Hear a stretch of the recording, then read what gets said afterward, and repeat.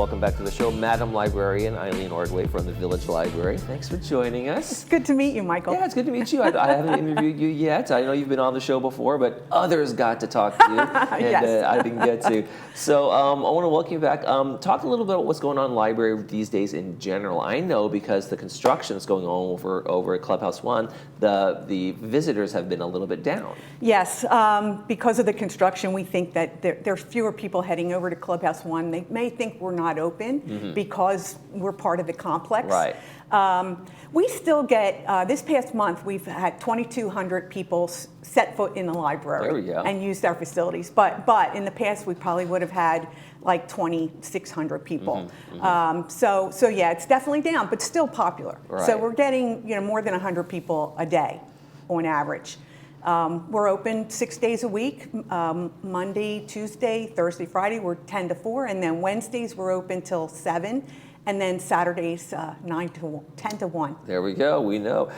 You have a book series that's now on Book Spine. Tell us about that. What's that all about? A couple years ago, we had to go through our system. There was a new feature in our catalog where we could identify the series name and the number of the book. Okay. And once that was done, you could see it in the catalog. You could select the series name, and it would put them in order. But if people aren't computer savvy, they may not be able to find that or think of it right away. Right. So just 3 weeks ago, we found out that our catalog application can now print the label on the bottom of the spine. So it says the author's name, the name of the series, and the number of the book. So this is the very first Jack Reacher. Okay. We have 20. He has 28 books in this series. A lot of people. There are 28 Jack Reacher books? Yes. And a lot of people started reading them or rereading them because of the TV show. Yeah, the TV shows and the movies that came out? Right. So I couldn't bring 2 or 3 because they're checked out right now. But this one in particular I wanted to show because it's been checked out 151 times. Wow. So yeah, it's very, very popular. We have, so we want to get all of our series identified this way, so people will be able to find them easily on the shelf if they're trying to read them in order. Now, we have 5,000 books that we've identified in series, so it's going to be a little bit of a job to do all this relabeling. Might take a minute. Yeah. So right now, we just started. We have like 60 of them done. And we have I just put up a display over the weekends where people can come in, see what it looks like, and we'd like them to vote. Is it something they're interested in? And if yes, would they want us to put them in order on the shelves by the title like we do now, or by the number of the series? So we're hoping it will generate some interest to come in and for people to maybe reread some of the series that they were popular with them in the past. Now, is it fun for you to see like a book that you've loved for a long time, or a series of books and then it gets a TV show or gets a movie, and all of a sudden people flock to go see that book, like House of Dragon and all those kind of things, and in the Reacher stuff? Yes, yeah, oh yeah, Game of Thrones was huge, even though they're thick, they're thick books. I haven't read them, but they are monster reads. Oh yeah, they went out, absolutely. Outlander's another one, really popular. Absolutely. Yeah, it's got to be fun for you as a librarian. All of a sudden, you get this kind of flock of people, or people who have renewed interest. And to me, honestly, I don't like to watch the movie if I've read the book first, because I'm always a little disappointed. Yeah. Because books are just so much more rich, and the world is so much more thorough in that. Yeah, the Louise, I don't know if you heard of the Louise Penny books. They're Armand Gamache is the inspector in Canada, and that's a really popular series. And they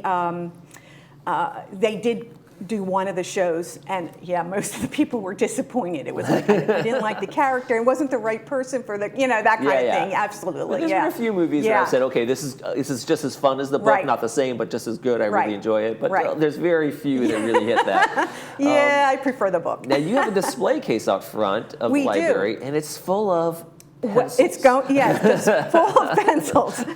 Yes, it's just. So are these the lost and found? Are these all the pencils people forgot?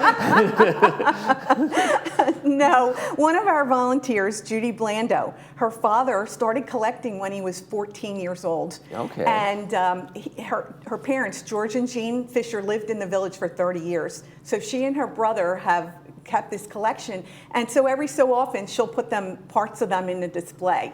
Like last July, she had all red, white, and blue pencils. This time it's going to be pencils with advertisements on them.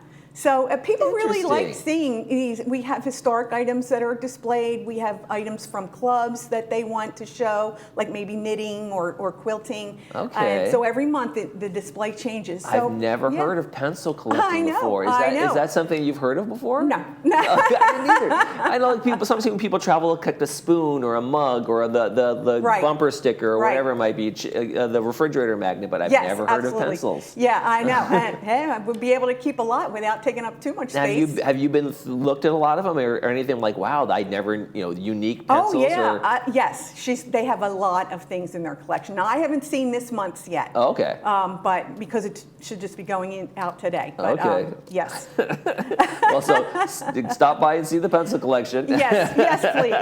And every month, stop in and see what the new collection is. Yes.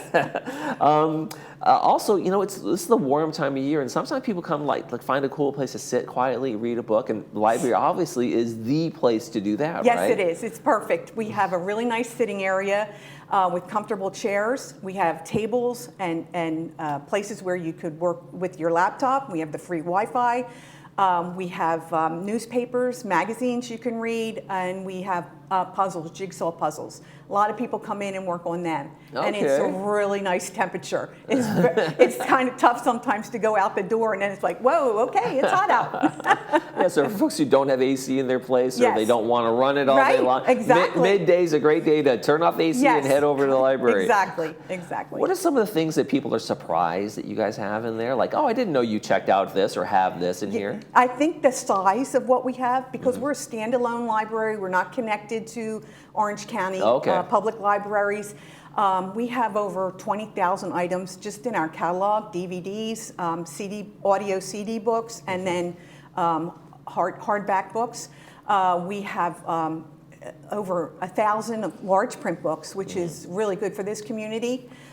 We have over 1,000 paperbacks. The paperbacks go on the honor system, and they change a lot. We get donations every single day of paperbacks. Wow, okay. So I think people are mostly surprised at how much we have. And it's definitely worth coming over and checking it out. All right, take the word from Madam Librarian Eileen Ordway. She's got it, including a lot of pencils out front to take a look at. Thank you so much for joining us today. Thank you. Thank you for having me. You're watching This Day. We'll be right back with the Monday movie preview.